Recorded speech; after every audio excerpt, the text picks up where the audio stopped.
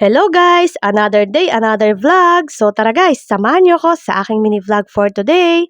For today's video, maaga pa nga lang nito ng mga oras na ito at ako nga ay aalis sa aming bahay.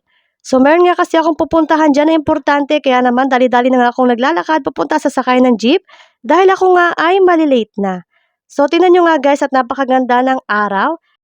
Buti nga guys at hindi maulan dahil kung maulan nga ito ay hindi nga ako aalis ng bahay at ako nga tatamaring umalis sa aming bahay. At dahil hindi nga ako pwedeng tamarin dahil importante nga ito kaya naman rain or shine, go go go! So ito na nga guys, nandito na nga ako sa aming guardhouse na wala namang guard at tingnan nyo nga guys, sarado dyan yung daanan ng mga sasakyan. At dito nga ako dadaan sa daanan ng tao kasi yun nga lang yung bukas dyan. Sana nga guys ay magkaroon na nga ulit ng guard dito dahil napakahirap nga po kung walang guard dito at subdivision pa naman ito. At dapat din guys ay bukas nga yung gate ng daanan ng mga sasakyan dahil mahirap na kung emergency ay hindi kami makakadaan dyan. So ito na nga guys, fast forward at nakasakay na nga ako dito sa jeep at papunta nga ako dito sa Muntinlupa. So ito na nga guys, after how many minutes ay nandito na nga ako sa City Hall ng Muntinlupa. At hahanapin ko nga dyan kung saan nga ako pupunta. So maraming ang building dito guys, kaya naman malilito ka kung hindi mo alam kung saan ka nga pupunta dyan at lakad-lakad lang tayo dyan. At napakaganda nga ng araw dito. So ito na nga guys, at malapit na ako sa aking pupuntahan. Titingnan ko guys kung napakarami na bang tao dahil nga ay late na nga ako sa aking lakad. Baka naman pagpunta ko dito ay cut off na, sana naman ay hindi pa. So ito na nga guys at papasok na nga tayo dito sa Kalingang Munti Action Center. Ito na nga guys ang view dito sa Kalingang Munti Action Center. Dito nga guys ay yung mga nais mag-apply ng Financial Medical Assistance, Guarantee Letter, or Burial Assistance. So dito lamang po yan sa Mayor's Office ng Muntinlupa. So fast forward, ito na nga guys at nakapasok na ako sa loob at nakaupo na nga ako dito at ako ay nakapila. So fast forward nga, tinawag na nga ang aking pangalan dyan at meron nga silang mga konting katanungan dyan. At tinitingnan nga nila kung tama ba yung impormasyon na nakalagay sa aking mga documents. So dahil di ko nga siya mabasa dyan, kaya sabi ko hindi ko nga mabasa, kaya naman ito, tinatanong na lang nila ako. Fast forward nga, na-check na nga nila ang aking papel at tingnan nyo nga ang view dito habang ako'y nakaupo dito. At inantay ko nga yung tawag ko at ito nga ako dyan. So kakaunti lamang kami dyan guys kasi nga napakaaga pa at number 13 nga lang ako dyan. Sana nga ay makauwi ako agad. So ayan nga guys, yung step 2. Diyan i-check yung inyong mga requirements kung tama ba bago kayo mag-proceed sa step 3 or step 4. So ito na nga guys, tingnan nyo dyan at ito nga yung view dito at medyo konti pa nga lang ang tao dyan. Doon sa una, doon yung step 1 kung saan titingnan nyo inyong mga requirements kung tama nga ba or may kulang.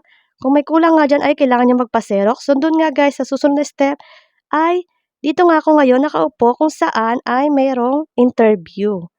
So ito nga guys, tamang lakad-lakad lang ako dyan dahil kailangan ko nga bumalik sa SM Muntinlupa dahil may kailangan nga akong ayusin. So ito na nga guys, fast forward at nandito na ako sa SM Muntinlupa at dahil sarado pa nga yung pupuntahan ko, kaya naman nandito ako sa Alphamart. So dito nga ako tumambay muna dahil matagal pa nga magbubukas ang SM. So fast forward, ito na nga guys at bukas na nga ang SM Muntinlupa. So tamang pila-pila lang kami dyan dahil nga medyo marami ng tao. Ayan na po guys at gumagalaw na po yung pila at papasok na nga kami ng SM. So ito na nga guys at nandito na ako sa loob ng SM Muntinlupa at pupunta nga ako sa taas kung saan nga ako nagpagawa ng salamin dahil meron nga kailangan hingiin na quotation para sa mga magagastos ko sa salamin. So dahil yun nga yung in-applyan ko, kailangan ko nga humingi ng quotation dyan para maibalik ko agad sa munisipyo. So dito nga sa baba guys, may kita kayo dyan mga pagkain. So bukas na nga silang lahat dyan at nagugutom nga ako dyan pero mamaya na ako kakain. Unahin ko muna yung mga lalakarin ko. So ito nga guys at papunta ako sa taas at paakyat nga tayo sa escalator. Tingnan nyo guys, wala pa nga gaanong tao dito at kasi nga ay kabubukas pa lang nitong mall. So napakalamig na nga dito guys. Ganito guys, masarap dito pumunta pagka maaga pa dahil nga wala masyadong tao. So, tingnan nyo, napakalinis ng daanan at medyo wala nga tao dyan. Fast forward nga guys at nandito na nga ako sa escalator at paakyat na nga tayo sa taas. So, dito kasi sa taas yung aking pupuntahan na optical shop kung saan ba ako nagpagawa ng aking salamin.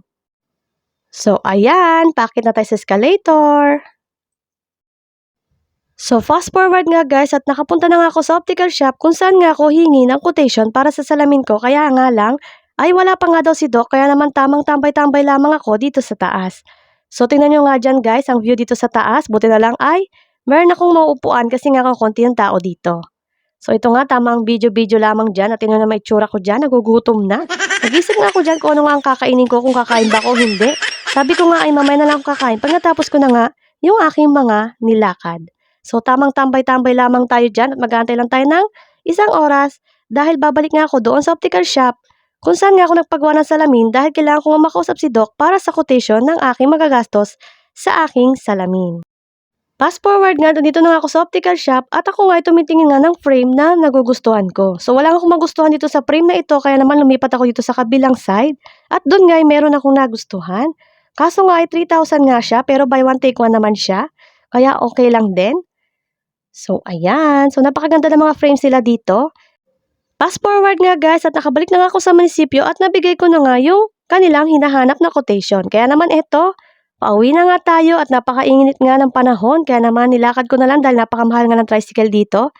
So ito nga guys at pauwi na nga ako dito sa aming bahay at dito nga ako dadaan sa shortcut para nga mabilis akong makauwi. So hanggang dito na lang guys. Thank you for watching. See you again on my next mini vlog. Follow for more.